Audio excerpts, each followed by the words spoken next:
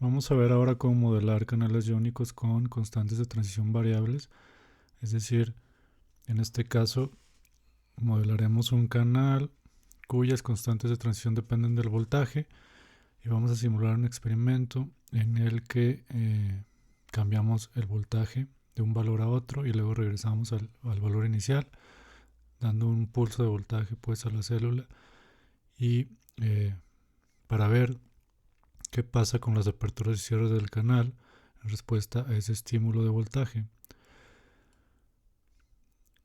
Para esto necesitaríamos conocer los valores de las constantes de transición a diferentes valores de voltaje. Entonces, imagínense que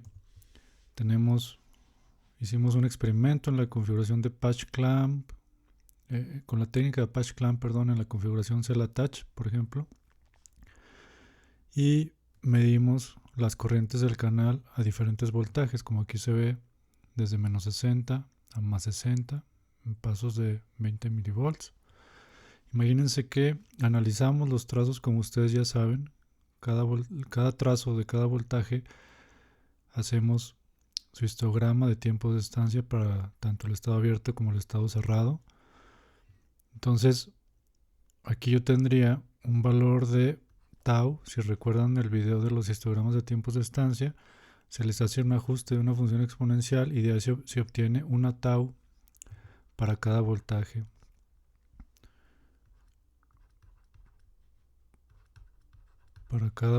Entonces yo tendría la tau correspondiente al trazo de corriente a más 60 milivolts, la tau correspondiente al trazo de más 40 milivolts y así sucesivamente para todos mis registros de corriente.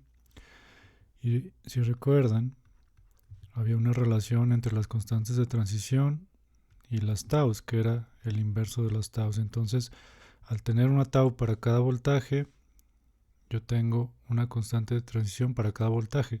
Y aquí, como tenemos para los dos estados, tenemos en realidad las constantes de transición para el estado cerrado, las constantes de transición para el estado abierto. Entonces, al hacer este análisis, podemos obtener las constantes de transición eh, para los dos estados, para todos los voltajes. Entonces podríamos después construir una figura como esta. Aquí tenemos el voltaje y aquí tenemos la constante de transición alfa, que en este diagrama cinético es la constante de transición asociada a la transición entre el estado cerrado y el estado abierto. Y acá tenemos la constante de transición beta, otra vez en función del voltaje. Entonces lo que quieren decir estas gráficas es que, por ejemplo, a menos 100 milivolts, la velocidad de transición del estado C al estado O es muy baja. Fíjense cómo está prácticamente en cero. Entonces, eso quiere decir que las transiciones entre C y O son muy, muy, muy lentas y por lo tanto poco probables en verlas. Es muy poco probable que las veamos en un cierto tiempo, ¿no? Porque son muy lentas. Igual podríamos ver una de vez en cuando si registráramos por muchos segundos, por ejemplo. Pero bueno, normalmente, pues como este valor es muy bajo, no veríamos esa transición. Imagínense que si yo me voy a 0 milivolts, imagínense que yo fijo el voltaje de la célula a 0 milivolts, entonces aquí la constante de transición alfa tiene un valor aproximado de 0.2 por milisegundo. Entonces a ese voltaje es probable que ya veamos ciertas transiciones entre C y O. Si nos vamos ya a voltajes más positivos, pues por ejemplo no sé, a 100 milivolts hasta acá, ese valor de la constante de transición ya está cercano a 0.5, entonces es mucho más probable que veamos una transición de C a O. La misma interpretación se da para la constante de transición beta. Vamos a analizar los mismos casos. A menos 100 milivolts tengo un valor de beta de 0.5 por milisegundo. Entonces, si yo fijo la célula a menos 100 milivolts, quiere decir que es muy lenta una transición, es muy poco probable una transición de C a O, y es más probable la transición de O a C. Entonces, si hay un canal abierto y yo paso el voltaje de la célula a menos 100 milivolts, lo más probable es que se me vaya al estado cerrado, porque es la transición que se favorece según los valores de estas constantes de transición. A 0 milivolts, la constante de transición beta, fíjense que baja. La alfa subió a 0.2, pero la beta, al pasar a 0 milivolts, bajó de 0.5 aproximadamente a 0.3, y si nos vamos a 100 milivolts, bajó a 0. Entonces, a 100 milivolts, lo más probable es que las transiciones ahora predominantes sean de C a O, y las que se vean solo ocasionalmente sean de O a C. Pero bueno, estas figuras, estas gráficas, imagínense que estos puntos rojos que estoy dibujando son los que resultan de su análisis de los histogramas de tiempos de estancia, de obtener las taus y obtener los valores de las constantes de transición para diferentes voltajes, y lo mismo para el caso de la constante de transición beta asociada a la transición del estado abierto al estado cerrado. Entonces,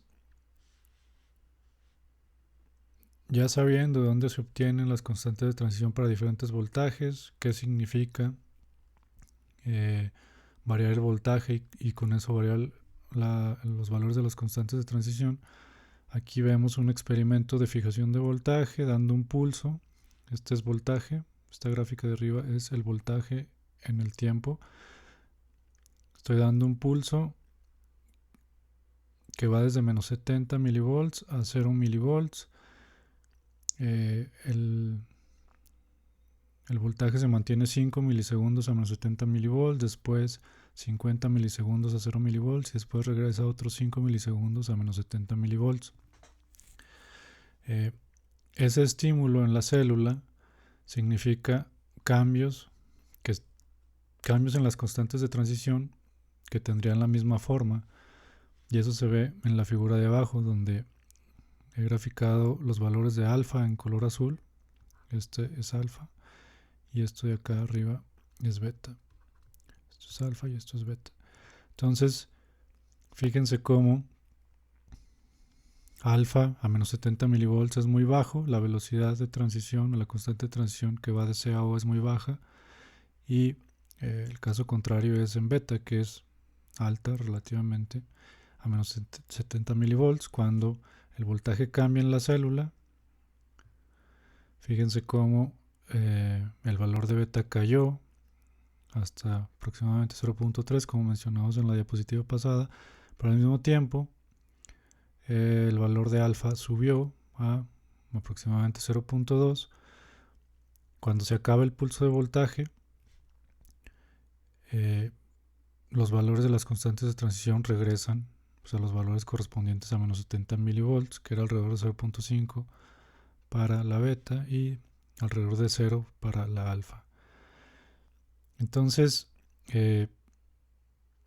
estamos modificando las constantes de transición en el tiempo en respuesta a un estímulo de voltaje, y eso quiere decir que estoy cambiando las probabilidades de apertura y cierre del canal en el tiempo, y eso en respuesta a un estímulo de voltaje. Como les dije anteriormente,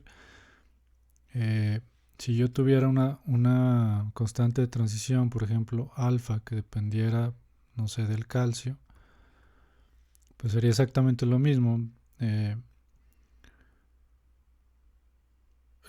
cambio de las constantes de transición seguiría la forma que tiene el calcio, y eso cambiaría los valores de las constantes de transición y cambiaría las probabilidades de apertura y cierre del canal en función de los cambios que se hagan en el calcio, o bien podría ser, como ya les dije, ATP, o bien podría ser, no sé, algún otro ligando la acetilcolina, que en algún momento vimos en algún ejemplo.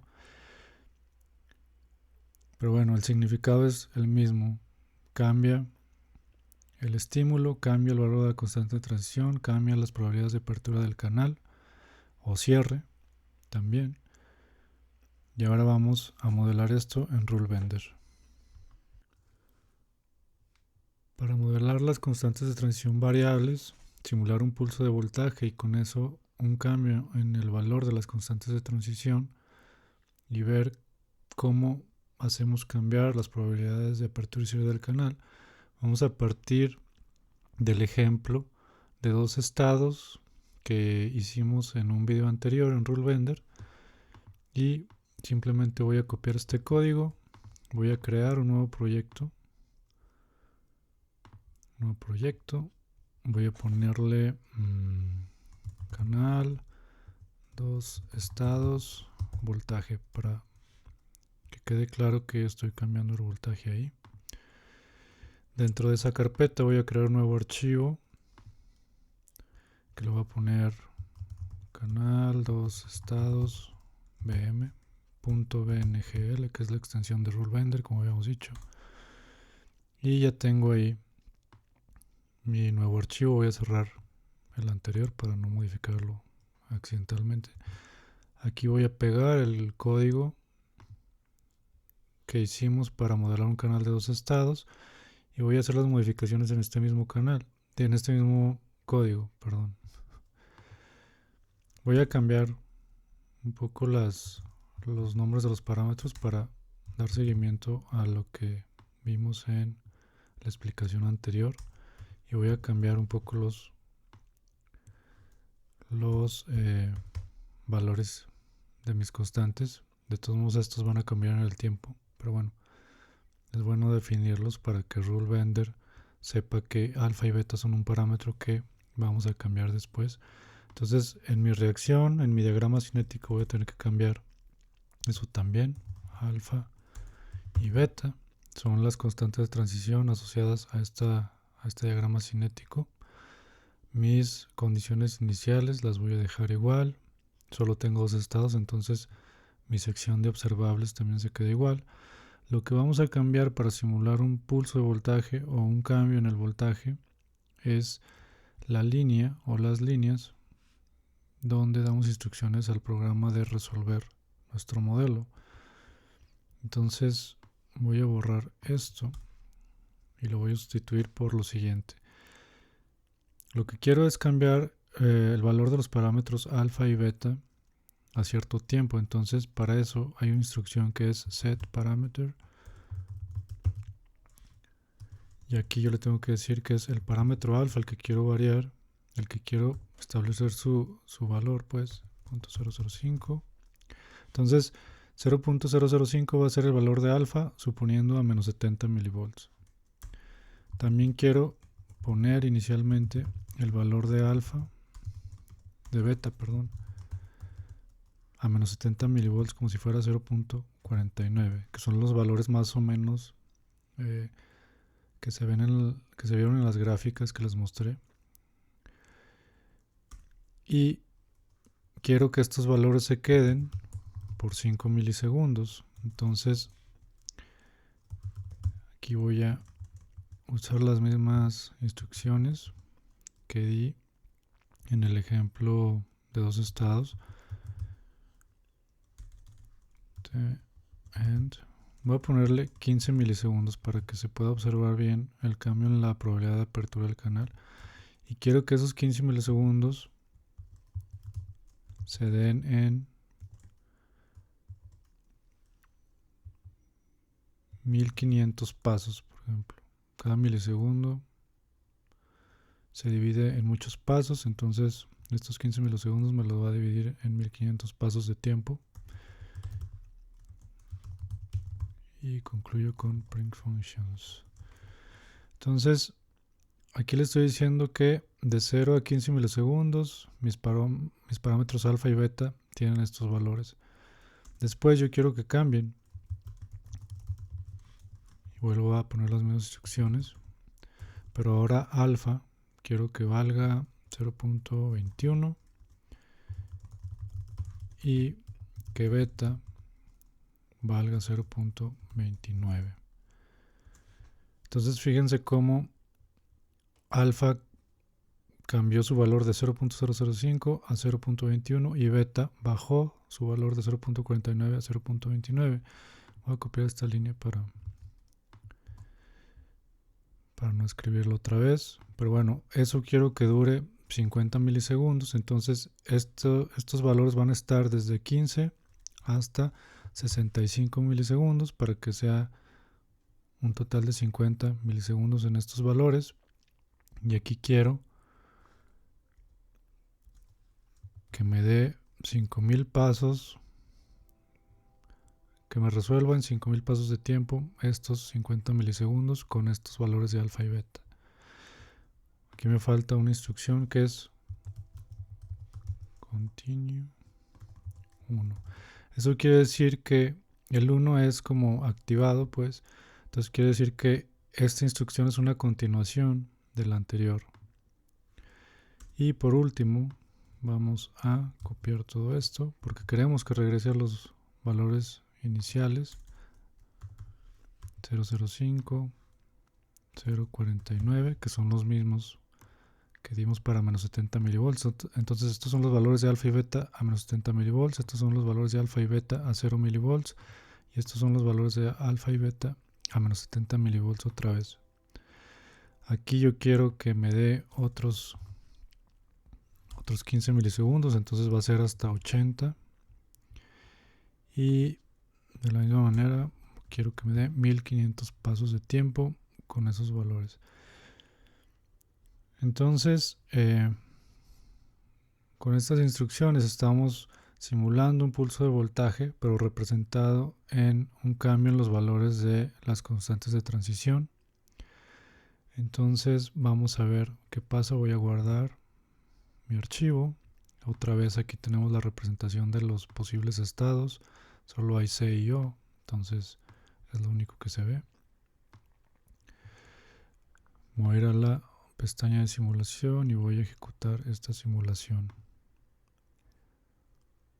Tarda poquito. Una vez más se ve C y O empalmados. Vamos a desactivar C para quedarnos solamente con la visualización de cuando abre el canal.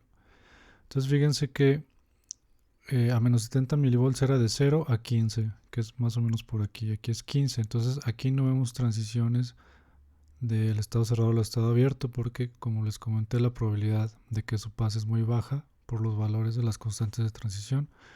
Aquí hubo un cambio en esos valores y fíjense cómo eso aumentó claramente la probabilidad de que el canal abriera, y eso se ve en las aperturas y cierres. Una vez que se acaba el pulso de voltaje, fíjense cómo una vez más dejamos de ver aperturas del canal. Entonces se ve claramente que el pulso está más o menos por aquí, de aquí hasta acá, que al cambiar el voltaje, cambiando las constantes de transición, cambiaron las probabilidades de aperturas del canal, y una vez que regresamos el voltaje a menos 70 milivolts, es decir, que regresamos los valores de las constantes de transición a los valores iniciales,